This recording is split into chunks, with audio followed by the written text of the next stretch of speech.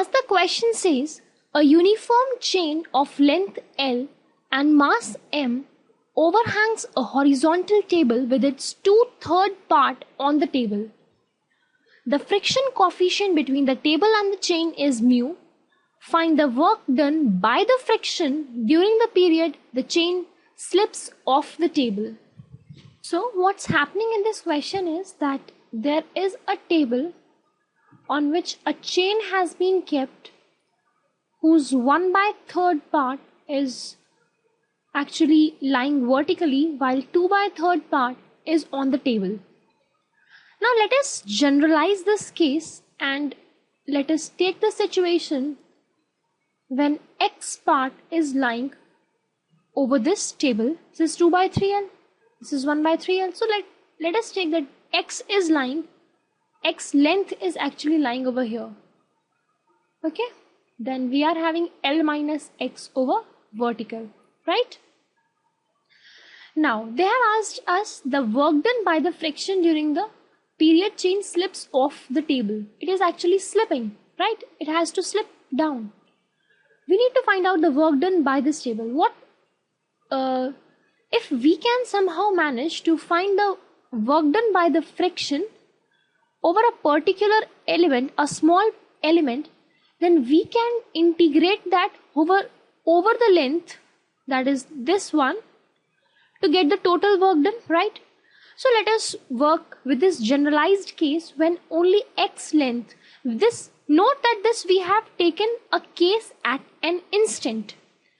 Now if we take the element to be dx, that is the length is just dx, then dw1, that is the work done by the friction, will be mu n, and the distance will be x, because this is x.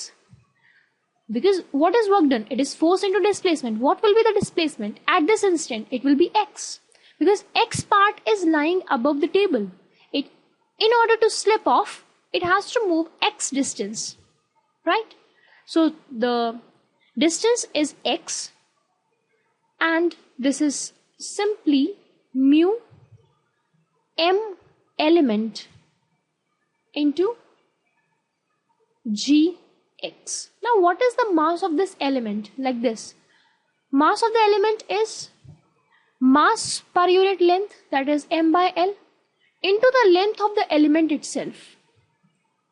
Putting this back into this equation, we get that dw1 is simply mu m by L dx g into x. Now what will be the total work done? It will be the integral of dw1. So it changes to the integral on both the sides. So we will be integrating, that is the work done will be integral of mu m by L dx gx from 2L by 3 to 0. Note the x was the length of the part lying above table. At the initial moment it was 2/3L. But finally it will be 0 because it will slip down. So the limits will be like that only. Don't exchange these limits. Right? Now integrating this, we get it as 2 mu mgl over 9.